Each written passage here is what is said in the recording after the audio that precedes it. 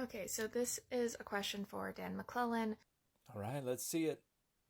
I was at y'all's book tour signing last night. Hi, Obi. Yes, I remember. I hope you had a wonderful time at the event, and thank you so much for coming out to see us. I just couldn't think of a good way of formatting this question, but I was wondering, do you get a lot of pushback from academia on what you've been like kind of teaching and explaining, working to make the study of the Bible and religion more accessible?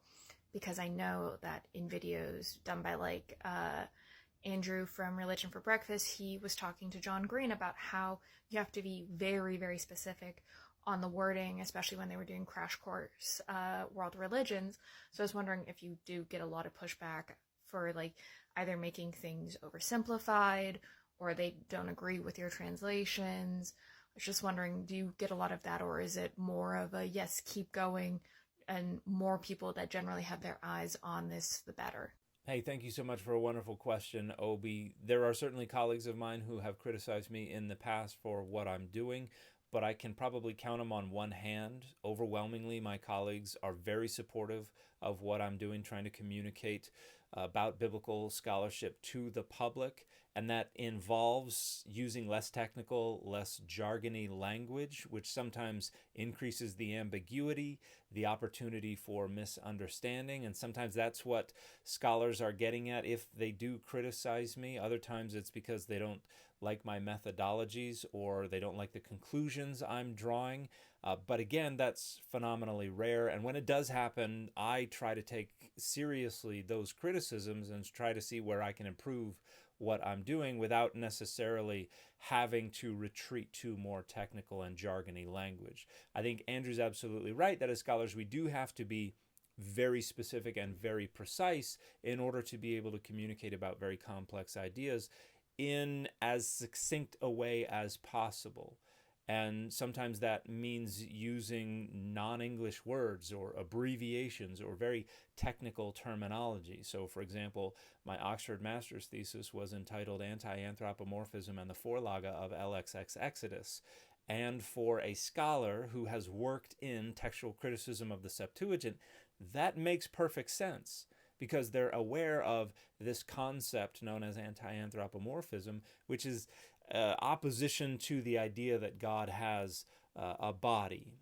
But this is a research question within the scholarship that has a specific history. And so when I say I'm talking about anti anthropomorphism in the study of the Septuagint, then most scholars will be like, oh, well, I know exactly what scholarship you're going to be talking about, what scholars you're going to be quoting. I know the history of that discussion, so I know where things stand right now. I might even know what you're going to be talking about. And Vorlage is German, and that means like a template. But within textual criticism, it's used overwhelmingly to talk about the source manuscript for a secondary manuscript. And LXX Exodus, LXX is an abbreviation for Septuagint. This is the ancient Greek translation of the Hebrew Bible. So I'm referring to the Septuagint translation of Exodus. But if you're not familiar with the scholarship, you might not know precisely what LXX means. So I don't talk that way to the general public because that's just going to muddy the waters. And what I'm trying to do is clarify the waters. And I also am a lot more informal than folks like even Andrew and also the platform of John's that he's producing content for. They're going to use slightly more formal terminology for that platform than I am for my platform. And I also don't script anything. I just hit record and I start yapping until I get a take that I like. And so sometimes that means I'm even more informal than some folks would like, but I think that makes what I'm talking about a bit more accessible. And I'm not trying to say, here's the full body of work, and now you have access to the full body of work. I'm trying to reduce it down to the talking points that I think are most important to people. And I'm not perfect at that. There are certainly scholars out there on a lot of different issues who are going to be a lot better than me at that.